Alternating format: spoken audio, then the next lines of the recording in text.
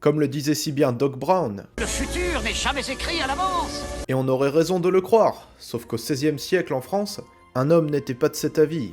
Vous le connaissez sûrement si vous avez déjà au moins une fois recherché prophétie sur Google. Je veux bien sûr parler du célèbre astrologue Michel de Notre-Dame, sûrement le cousin du bossu, ou plus communément appelé Nostradamus.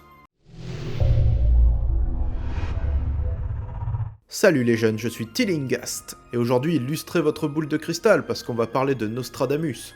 Né le 14 décembre 1503 à Saint-Rémy de Provence, en Provence, et mort le 2 juillet 1566 à Salon de Provence. Issu d'une famille pauvre et nombreuse, il se faisait déjà appeler le jeune astrologue, car il était passionné d'astrologie. Cette discipline permettrait de montrer l'influence des astres sur les personnes au travers de ce que l'on appelle carte du ciel, et autres divers calculs compliqués en rapport avec l'heure de naissance, et qui sont censés dresser un tableau de la future vie de la personne. L'astrologie est une des plus anciennes disciplines et existait déjà en Mésopotamie il y a 4000 ans. Vers ses 26 ans, il n'arrive pas à obtenir un doctorat de médecine à Montpellier. Il se marie et a 2 enfants, qui succombent malencontreusement de la peste. De nouveau seul, il part sur les routes de France pour soigner les malades. C'est dans sa quarantaine d'années qu'il écrit son célèbre ouvrage intitulé Les Prophéties, constitué de prophéties. Sans déconner. Écrites en 4/1, des strophes de 4 vers. 2 écoles s'affrontent alors, ceux qui y voient un langage insignifiant où chacun peut y voir ce qu'il veut, et d'autres, au contraire, qui y comprennent des prophéties d'une grande précision et qui se réalisent de la manière dont elles avaient été prédites. Suite au succès de son ouvrage, il est approché par Catherine de Médicis, qui est alors la reine de France, et la femme d'Henri II. Elle l'invite à la cour royale en 1555.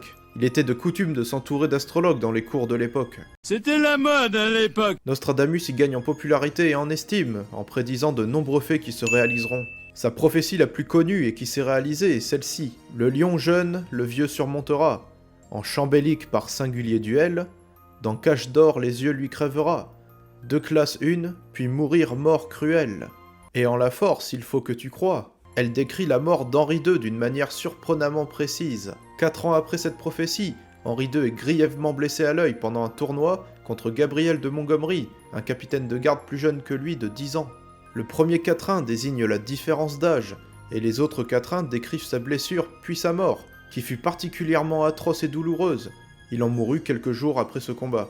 De plus, Nostradamus a aussi écrit « Un empereur naîtra près d'Italie, de simples soldats parviendra à un empire ». Il faisait évidemment allusion à Napoléon Ier, devenu empereur des Français en 1804. Alors, prophétie, hasard, ou juste un bon verre de picrate?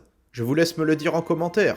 Si cette vidéo vous a plu, n'oubliez pas de vous abonner et de clocher, vous connaissez la chanson. Quant à moi, je vous prédis que vous me verrez dans une prochaine vidéo. Salut les jeunes!